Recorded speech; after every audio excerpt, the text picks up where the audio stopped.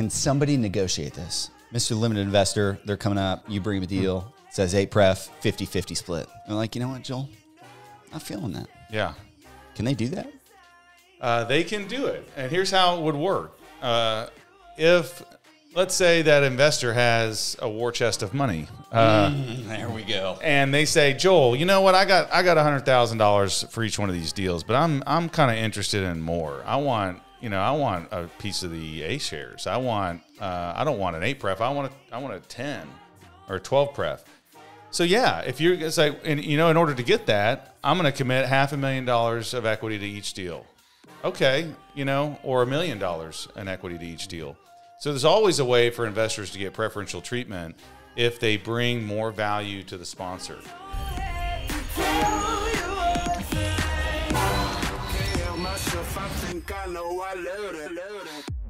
All right, welcome back to How to Invest in Commercial Real Estate. We are here again. It is the end of the quarter. It is our favorite time, end of the first quarter 2022. Brian, why is this our favorite time? Because it's distribution time. That's why. Distribution time! I was just signing checks today. Ooh. My favorite thing. Nice. A stack of checks. We may be up to 175 now, probably over $600,000-$700,000. 175 checks that you send out? Yes. Wow. That's a lot. And I love it because they're people that I know, most of them, not all, people that I know that took a chance, invested on me, and they, maybe they're in multiple deals, and I just keep seeing their name, $1,000, $5,000, $10,000 checks. And that's a great thing. And that's really what we're selling here is, guys, get involved in commercial real estate because most people have never had an avenue to passive income in their lifetime. They only associate income with work or time. That's how I was, for sure. And so how much time does it take me? How hard is the work? What do I get paid for that work? And we want everyone to know there's a different way to do it. And it comes through passive income through investing in assets, and in this case, real estate. Yep. Yeah, the hardest you're going to work investing with us is listening to this podcast, figuring out the questions to ask us before you give us your money. Right? And having to listen to us is the hardest part about making money with us. Yeah.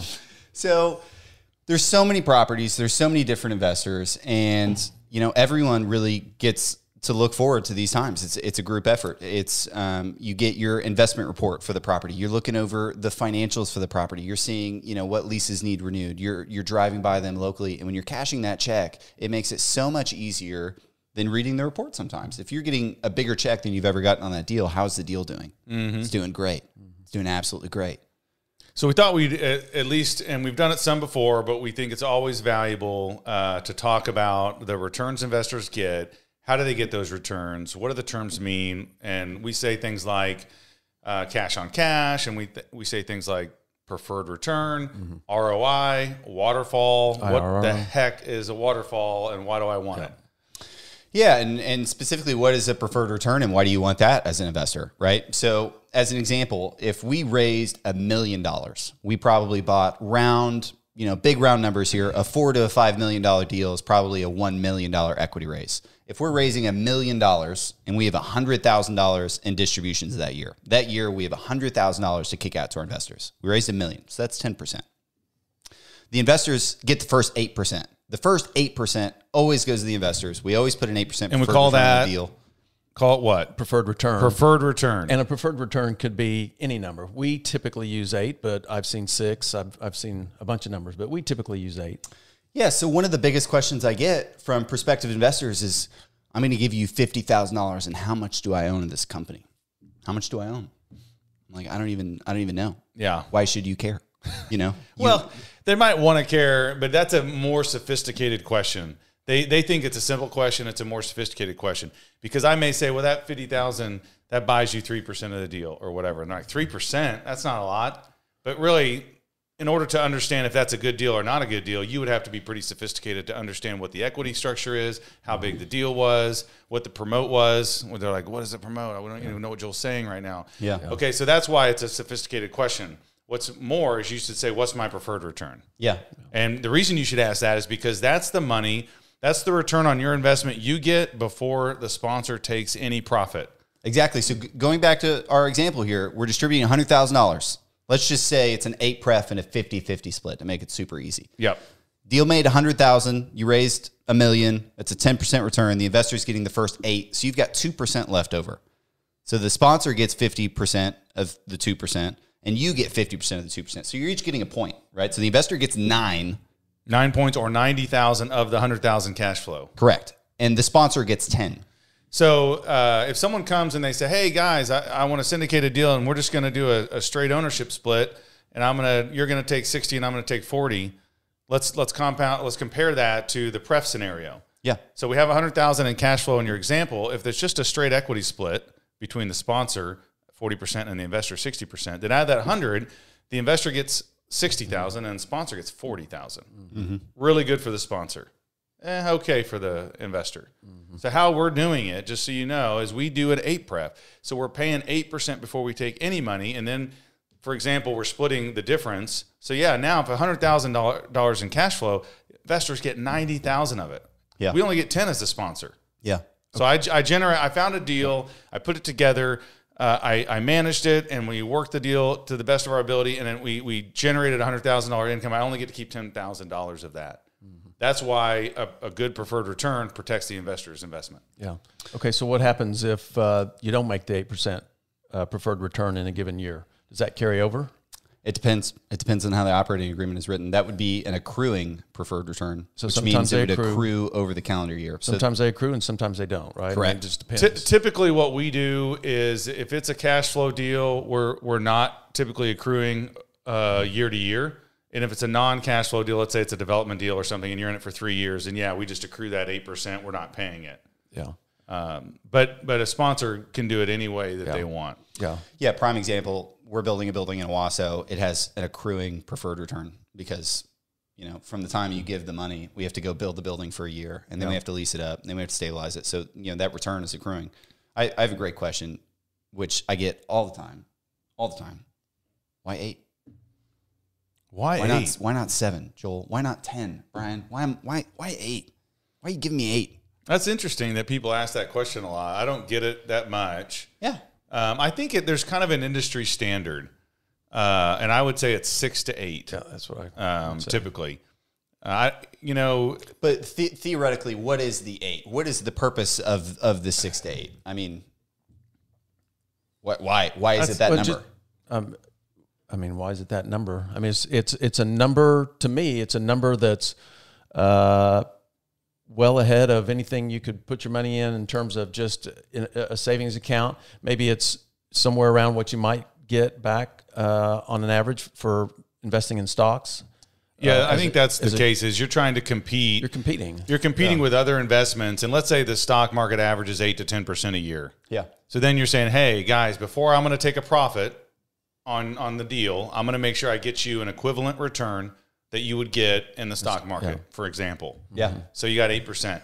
Now, some people, they have let's say a downtown Dallas, super nice, brand new apartment complex. Well, that may only generate a 6 pref because the deal just has less return. Right. But you could argue that it's safer, it's newer, and so that may compensate for the lower return. Our deals, we've had a lot of success with investors getting comfortable with us saying, hey, we will pay you 8% before we take any money on this investment. They feel good about that. And then, hey, all I ask is that if I get you 8, anything over that number, we get to take a share of. Yeah. I've seen some tiering even more than that, though. Sometimes can't you have okay, it's an 8% preferred return, and then there's another tier where, okay, now we're going to pay you and make sure you get a 12% IRR when we sell. And once we get over, well, maybe not when we sell, but at 12%, then the promote is say 20% or so. Then if you get to another guaranteed return, then you get another larger promote. Aren't there other tiers that can happen? Ours is pretty simple, but sometimes aren't there other tiers to try to incentivize the general partner to do better and better on the returns? Yeah, so I love the way you worded that. It was, could you do that? Is there? You can do anything, right? You can do anything, and that's what I'm getting to here. Is in the operating agreement, we could write in that if the deal hits a 99% return, then we get everything over that. Yeah, you could write in that when you sell it, you get 10%. I've seen sponsors that had a clause in there that basically they could buy out the investors at a 14 or an 18% return, they can just buy them out and they're just out. Yeah, so you really you need to read the agreement, right? And you've got to read the understand agreement. And there's parts of the agreement that are boilerplated, copy and paste, like what are the risks during COVID, oh my gosh. They're obvious, but you need to go to the section. Ours is paragraph 4. It's section 4 every single time. You go to section 4, it says distributions, and it says A, here's what happens first. B, that's what happens second. If this happens, that happens. And you can read less than one page, and that's the legal binding rules. That's the operating agreement. That's the rules of the company that we're all legally bound to and signed up for. We have to follow that. And if we don't, we get sued to oblivion. It's not good. Yeah. And to answer Brian's question about the tiering, that goes back to the term waterfall. Yes. So some people will use the term waterfall, and you kind of just imagine in your mind a waterfall that goes over one hump, which is the 8 pref. Then there's a certain split. And then you continue to cascade down the waterfall. If you get over 12% return, then the split goes from 60-40 to 50-50. Yeah. And then let's say you get them over 15%. To the investor, then it could switch, to a 40% investor, 60% sponsor. Yeah. And so that's what's the waterfall. Yeah. Is how what hurdles does the sponsor need to make, and how does the investor's return or their percentage of the return vary as those targets are hit? I got a good one. I just thought of this. Can somebody negotiate this? Mr. Limited Investor, they're coming up. You bring him a deal. It says 8 pref, 50-50 split. And they're like, you know what, Joel? Not feeling that. Yeah. Can they do that? They can do it. And here's how it would work. If, let's say that investor has a war chest of money. There we go. And they say, Joel, you know what? I got $100,000 for each one of these deals, but I'm kind of interested in more. I want a piece of the A shares. I don't want an 8 pref. I want a 10 or a 12 pref. So yeah, if you're say, in order to get that, I'm going to commit $500,000 of equity to each deal. Okay, or $1 million in equity to each deal. So there's always a way for investors to get preferential treatment if they bring more value to the sponsor. And it also depends on if the sponsor has the ability to raise the money. Let's say we got a big equity raise and it's $3 million and I've only raised $1 million so far and I'm kind of struggling. Yeah, I may have to increase the terms in order to solicit more investors. And so that big investor, you'd have a different agreement with that person than you would the rest of the investors possibly? You could, right? And I wasn't asking it to start a civil war and have all of my investors come to me and say, hey, Braden, I want to renegotiate. Just so all our investors know, the answer is no when you try to... What I would say is that in most circumstances, I'm going to try to avoid having 2 different return structures for investors. It's kind of It only creates animosity or jealousy or whatever.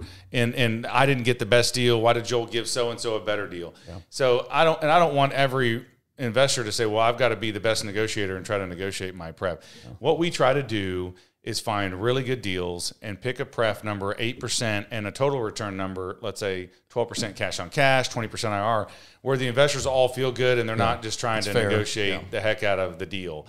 And that I feel comfortable that I can go raise the amount of money I want to raise.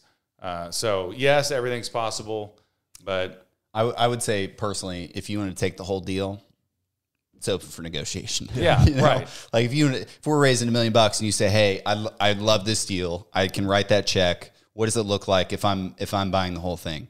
Yeah, we definitely can arrange something. Because why is that valuable to us? Right? Is that not only can I make my promote on that deal, but you say, "Well, I could have raised the money from other investors." Sure, but then. By having his $1 million or her $1 million on that one deal, now I've kept that other powder from the other investors available for me to go buy more deals. Plus, it's easier. And so the more deals I buy, both the richer the investors get, but the richer we get. Yeah. And so anybody that provides us an opportunity to buy more deals is valuable, and so we can, hopefully give them some preferred return. This is the perfect segue into something super exciting that we're going to work on the entire month of April. We will close it in the first week of May. It is a brand new deal we're launching in Slidell, Louisiana. And we're talking about adding value based on value added. And this is the perfect example. We have partners that we've done several deals with, and we're starting to both look at bigger and bigger deals as our comfort with raising equity and buying those bigger deals gets better. There's a big deal down in Slidell, and this. Okay, can we tell people where the heck is Slidell? Because I'm already a pass. Yeah, it's north of New Orleans, right? North of New Orleans. Yeah, it's like north of New Orleans. 20 minutes. I think it's just right across the lake from New Orleans, if I was looking at the map right. That sounds better. It's kind of a suburb, but there's that I don't know if it's Lake Pontchartrain or something. That's I don't know. I know right there's there. a big river there and an ocean. The demographics on paper. Is there an look ocean good. there, Brian? There's an ocean. That's great. There's an ocean there somewhere. And a river. So the demographics look great. We're definitely going to fly water. down like we do every other deal. But the purpose of this is we're essentially taking this massive deal and we're chopping it in half. We're partnering up with another general partner who has the capability to get similar debt terms, who has the capability to get similar investors. And we're saying, hey, would I buy this at $13.5 million total cost? I don't know. It's a lot. It's a decent raise. Slidell again. And it changes your perception because you're thinking about it as $13 million when you really could think of it as, oh, we can just cut this in half. You do half of it. I'll do half of it. You guarantee half the debt. I'll guarantee half the debt. And then boom, you've got this massive deal that you essentially have mitigated your risk almost in half. I mean, you're still at risk of loss but not at the same amount of money. For sure, there's the risk of loss is there. But yeah, what I like about it is now you've got two capable sponsors that have access to equity, access to tenants, all the experience, all working for the success of the deal. Instead of just having Braden and Brian and I working on the deal, now we've got us and we've got our partners out of Fort Worth all focused on the success of the deal. And we're both going to guarantee the debt, and both of our reputations are on this deal. So, yeah, I think it reduces the risk somewhat. It doesn't eliminate it, but to have more experience and more capital and more investors backing a deal, it's better. Agree. We've got tons of closings in April. I think 3, maybe one's kicking into May. But the Kitty Academy Fund, we talked about that. That was filled up immediately. The St. Louis Fund, we closed on the first property of that already. It's doing incredible. The second one's going to close soon. But this deal is about to open. It's about to launch. It may have just launched if you're seeing this. It's only, I think, a $1.7, $1.8 million equity raise, exactly what the St. Louis Fund was, and that filled up in a week. So I'm telling you guys, if you want in, if you saw the last one, you're like, oh man, I missed. This is your opportunity. This is your chance. I don't know when there's going to be another one really soon. We did have a lot of people who wanted to get in on that couldn't get in. So at least, yeah, a lot. 6, 7 people at least just waiting on the sidelines for that deal. And this is an amazing deal. Tell us a little bit about the deal. Who's in it? I'll talk about the deal. Yeah, you talk about your Slidell deal. So it's what do you mean who's in it? I didn't know what who's in it. Well, I'm in. I don't know. I didn't know what that question Woodmont's meant. in.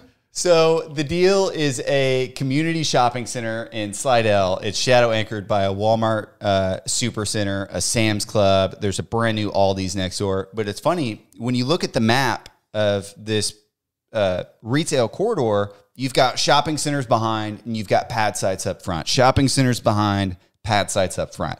We had Grant on from the Woodmont Company, our partner on this deal, on the podcast. I don't know what episode it is, but we'll plug it in somewhere.